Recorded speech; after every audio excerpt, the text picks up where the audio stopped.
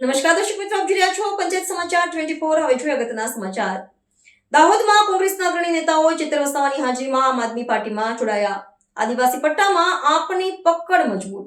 દાહોદ જિલ્લાના રાજકારણમાં મોટો ફેરફાર જોવા મળ્યો છે, જ્યાં કોંગ્રેસ પક્ષના અગ્રણી નેતાઓ અને કાર્યકરોએ ધારાસભ્ય ચેતર વસાવાની ઉપસ્થિતિમાં આમ આદમી પાર્ટીનો ખેસ ધારણ કર્યો છે। આ જોડાણ એક સાર્વજનિક કાર્યક્રમ દરમિયાન કરવામાં આવ્યું હતું, જેને આદિવાસી બહુલ વિસ્તારોમાં પ્રાદેશિક પક્ષની હાજરી અને સંગઠનને મજબૂત બનાવ્યું છે। કોંગ્રેસના સ્થાનિક સ્તરના માળખામાંથી આનાથી મોટો ફટકો પડ્યો છે, જ્યારે આપ દ્વારા ગુજરાતમાં પગ જમાવવાના પ્રયાસોને નવું બળ મળ્યું છે।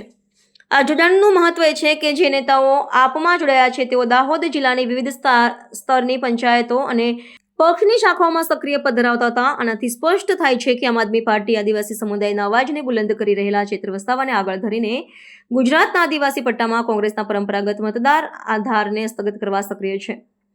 આપના નેતાઓએ નવા જોડનારા કાર્યકરોને આવકારીને જણાવ્યું હતું કે આ તમામ લોકો રાજ્યની રાજનીતિમાં સાચા પરિવર્તન માટેની તેમની પ્રતિબદ્ધતાને લીધે જોડાયા છે, નહીં કે કોઈ સ્વાર્થના કારણે।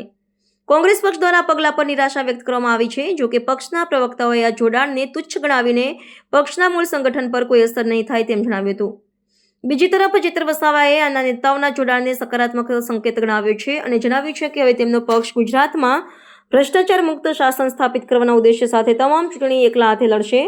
રાજકીય નિરીક્ષકો માને છે કે આ પ્રકારના જોડાણો આગામી સ્થાનિક સ્વરાજ્યની ચૂંટણીઓ અને મોટી ચૂંટણીઓમાં કોંગ્રેસ માટે વધુ મુશ્કેલી ઊભી કરી શકે છે, કારણ કે આ પક્ષના મતોનું વિભાજન કરી શકે છે। આગળની કતવારા સભામાં જાહેરાત કરી હતી કે યુવાઓ તમે બધા રાજનીતિથી દૂર નહીં ભાગો, તમે અમારી સાથે આવો, તમારા બધાની સાથે રહીને તમારો આ બધાના માર્ગદર્શન થકી દાહોદમાં પરિવર્તન લાવવાની કામગીરી આપણે કરવાની છે।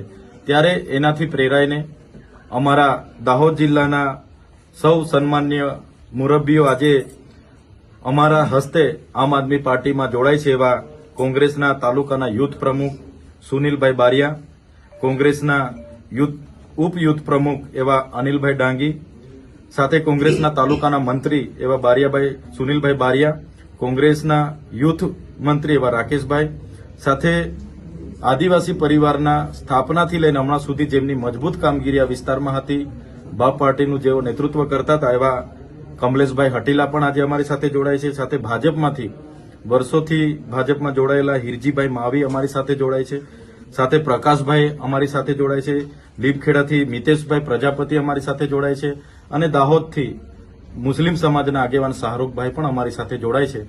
આમ આદમી પાર્ટી પરિવારમાં એમનું અમે સહર્ષ સ્વાગત કરીએ છીએ। એમનું માન સન્માન આમ આદમી પાર્ટીમાં સચવાય। આવનારા દિવસોમાં દાહોદની જે તાલુકા, જિલ્લા પંચાયત અને વિધાનસભાની ચૂંટણીઓ છે એમાં બધાને સાથે રાખીને આવનારા દિવસોમાં નિર્ણયો કરવામાં આવશે અને એમાંથી કેટલાક લોકો આવનારા દિવસોમાં તાલુકા, જિલ્લાઓમાં પણ ઉમેદવારી કરશે અને જીતશે। આવનારા સમયમાં આ વિસ્તારમાં પરિવર્તન લાવવાનું કામ આ ટીમ કરશે। ત્યારે સાથીઓ, એ બાબતને લઈને આજે બધા સહજતાથી અમારી સાથે જોડાયા। અમારી ટીમ મોટી બની, મજબૂત બની, અમને મનોબળ પૂરું પાડ્યું બદલ સૌનો અમે આભાર માનીએ છીએ।